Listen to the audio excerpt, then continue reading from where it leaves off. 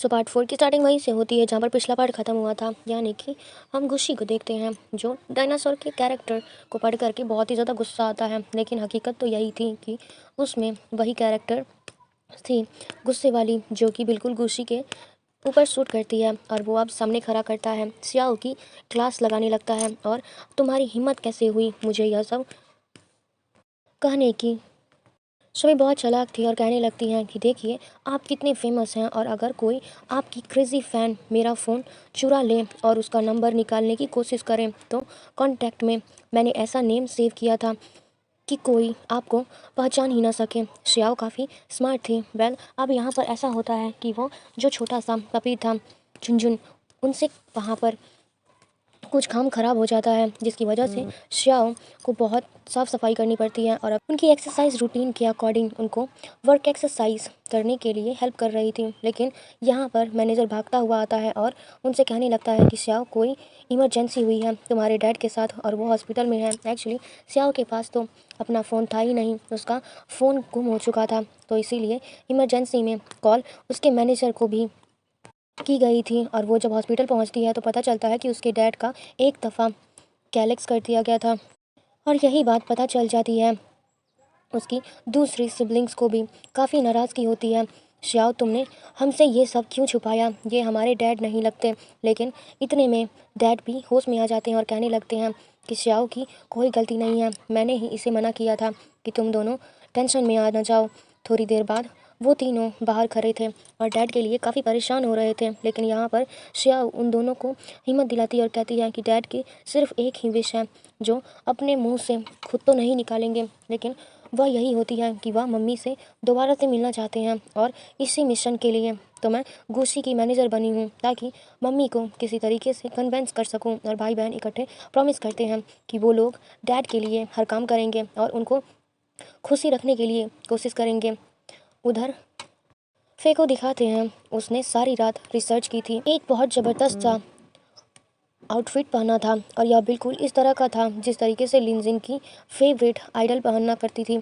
और वो अपनी स्टाइल बिल्कुल वैसे ही करना चाहता था ताकि लिनजिन को इम्प्रेस कर सके। और उसने एक प्लान भी बनाया था और वह कॉफ़ी लेकर के जाएगी लिंक के सामने और उसकी असिस्टेंट उसे किसी तरीके से धक्का देगी और अब कॉफ़ी गिरेगी लिन के ऊपर। और इसी बहाने से वो उससे दोस्ती करने की कोशिश करेगी, उसकी शर्ट धोएगी, दोबारा से मिलेगी और बस मुलाकात चलती रह जाएगी। और यह प्लान सुनने में तो बहुत अच्छा लग रहा था, लेकिन जैसे ही वो लोग यह प्लान एग्जीक्यूट करने चाहते हैं कि एक काम उल्टा पड़ जाता है और यहाँ पर लिन पर कॉफ़ी गिरती है। उससे पहले ही सालिन को आवाज़ दे देती है, खुद ही सारी गंदी हो जाती है।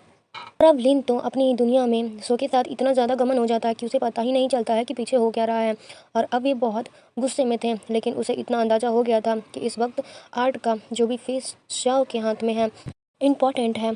और उसके फ़ोटो शूट के लिए उधर गुस्सी भी आज खुद ड्राइव करता है और अपने फ़ोटो शूट के लिए आता है। यहाँ पर गुस्सी ने भी अपने मैनेजर के साथ एक प्लान किया था रेडी, और वो यह था जी ने भी आज फ़ोटो शूट पर आना है। तो उसके बाद जब वो जाने लगेगा तो वो जानबूझकर उसकी गाड़ी की चाबी कहीं गुम कर देंगे। और यहाँ पर गुस्सी उसे सबके सामने लिफ्ट देने की ऑफ़र करेगा। अफसोस वो रिजेक्ट नहीं करेगी, और ऑफ कोर्स वो रिजेक्ट नहीं करेगी। और साथ ही उसे यह भी पता चलता है कि गुस्सी की जो भी अभी तक सिग्नल्स हैं इतने सालों में उसका कोई बॉयफ्रेंड नहीं रहा होगा, और शायद वो भी मुझे अभी तक दिल से निकाल नहीं पाई होगी। इसी फे आती है और शूटिंग में और उस 8 पीस को गिरा करके तोड़ देती है, जो कि फ़ोटो शूट के लिए बहुत परफेक्ट था और श्याओ की जिम्मेदारी थी। और अब जैसे ही वह लोग देखते हैं कि इतना मास्टरपीस यहाँ पर टूटा पड़ा है तो डायरेक्टर लियांग सारे क्रू पर गुस्सा करने लगते हैं। लेकिन इन द एंड पता चलता है कि यह सब उसकी अपनी बेटी श्याओ की वजह से हुआ है, यह उसके हवाले किया गया था। वो उसे बहुत डांटती है, लेकिन यहाँ पर मैनेजर और गुस्से श्याओ की साइड लेते हैं और उसे कुछ भी नहीं कहने को बोलते हैं। और जा करके तुम आर्ट वाले डिपार्टमेंट से कहो कि इस तरह का एक और पीस बना दें और अब मामले को संभालने की कोशिश करेंगे। जबकि उधर लिन सिंह, उसके तो डिपार्टमेंट में उसकी इज्जत बहुत बढ़ चुकी थी, तो बदल गए हैं, सारे लोग उससे आगे पीछे घूमते थे।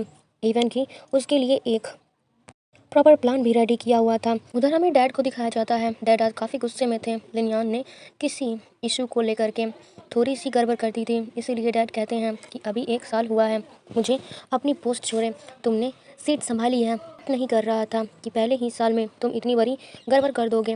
लिनयान को काफ़ी इंसल्ट फील होता है क्योंकि साथ ही में एक अंकल भी बैठे हुए थे, लेकिन वो बाहर जाकर के सारा गुस्सा अपने असिस्टेंट पर निकालता है। और फिर हमें एक और बात पता चलती है, और वो था कि एक्चुअली मिस्टर लिन की 2 बेटे लिनयान और लिनजिन दोनों अलग अलग मदर से हैं, यानी कि वो स्टेप ब्रदर्स हैं। लिनयान की माँ तो डिवोर्स हो चुकी है। और यहाँ पर हमें एक और बात पता चलती है कि डैड कहते हैं कि मैंने दोनों बेटों में इक्वली प्यार किया है, लेकिन फिर भी कहीं ना कहीं उन्हें ऐसा लगता था कि मेरा छोटा बेटा लिनजिन वो ज़्यादा डिजर्व करता है, लेकिन उसके अंदर पोटेंशियल लिनजिन से भी ज़्यादा है। लिनजिन की हरकतें उन्हें कहीं ना कहीं थोड़ी सी सस्पिशियस करती थी, जैसे डैड के बाद कहीं मोस्ट कैपेबल पर्सन है और इस कंपनी को संभालने के लिए, लेकिन डैड को ऐसा नहीं लगता था।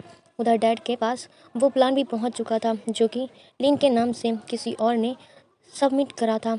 डैड पर्सनली उसे देखने के लिए जाते हैं। देखते हैं तो वो आगे वो बड़े मज़े से कोई वीडियो देख रहा था फ़नी वाली। ऊपर से डैड उसे पकड़ लेते हैं कि यह प्लान उसने रेडी नहीं किया है। वो डिटेल्स पूछते हैं तो पता चलता है कि वाकई लिन को तो इस प्लान की कोई भी डिटेल्स पता ही नहीं है, और वो उसे अपने ऑफिस में खड़ा करते हैं और सबके सामने खड़ा करके उसे काफ़ी डांट भी देते हैं और हैं कि तुम्हारी हिम्मत कैसे हुई, मैंने तो तुम्हें अंडर कवर रखा हुआ था। और यहाँ पर लिनजिन की डैड से भी लड़ाई हो जाती है और कहता है कि मैं यहाँ पर काम ही नहीं करना चाहता। पर डैड भी गुस्सा में आकर के कहते हैं कि ये जो नई फिल्म रिलीज़ होने वाली है सिटी ऑफ टाइम, अब यह प्रोजेक्ट मैं तुम्हारे हवाले करता हूँ। लिनजिन वो प्रोजेक्ट इतना बड़ा था, लेकिन उन्होंने लिनजिन का हाथ में दे दिया था कि जब तुम पर बड़ी जिम्मेदारी पड़ेगी तो तुम दिखाओगे कि तुम कितने कैपेबल हो और सीरियस हो जाओगे। और अब ऐसा लग रहा था कि यह बात लिनयान को अच्छी नहीं लगी, लेकिन लिनजिन कौन सा खुश था। उधर श्याओ जाती है और आर्ट डिपार्टमेंट में लेकर के वो कहने लगती हैं कि हम पर पहले काम का बहुत बर्डन है, अगर तुम यह दोबारा से पीस बनवाना चाहती हो तो सबसे पहले जाकर के डायरेक्टर लियांग से बात करो, स्पेशल परमिशन ले जाओ तो हम बना देंगे। और यह कहने की तो हिम्मत नहीं थी श्याव ने। उधर दिखाते हैं फ़ोटो शूट चल रहा होता है जिसे काफ़ी एंजॉय कर रही होती है, और इसी बीच यहाँ पर मैनेजर आता है।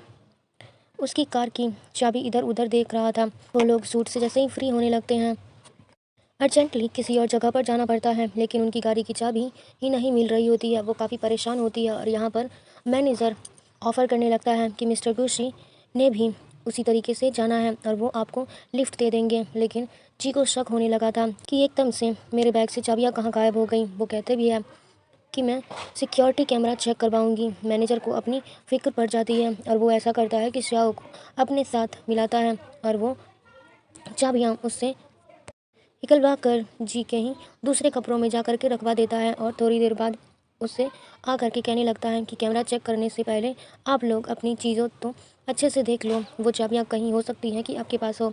वहाँ से निकल जाती है और गुशी बस देखता रह जाता है, जबकि उधर डायरेक्टर लियांग देखती है कि उनकी बेटी शिया खुद ही किसी से मेहनत करके उस पीस को जोड़ने की कोशिश कर रही होती है। और यहाँ पर श्याओ को पता चलता है कि वो पपी जुनजुन वहाँ से कहीं मिसिंग हो गया है, बल्कि वो नीचे फाउंटेन के पास जाकर के पानी में खेल रहा था। और अब श्याओ और गुशी दोनों भागते हुए जाते हैं और उस पपी को बचाने के लिए उसे बचाते बचाते श्याओ के हाथ में एक घाव भी हो जाता है और उसे बिल्डिंग में हो रही होती है। और यहाँ पर गुशी उसकी बहुत फिक्र करता है और उससे पूछने लगता है कि क्या तुम ठीक हो, लेकिन वो अपना जख्म छुपा करके साइड पर चली जाती है। और अब थोड़ी देर बाद वो वापस घर पहुँच करके पपी को नहला रही थी, लेकिन उसके हाथ पर चोट लगी थी और उसकी वजह से ही वो पपी बार बार उसके हाथ से छूट जाता था। तो यहाँ पर गुस्सी भी बात टफ में उसके पास पहुँच जाता है और यहाँ कहता है कि मैं इसे होल्ड करूँगा और तुम नहलाओ।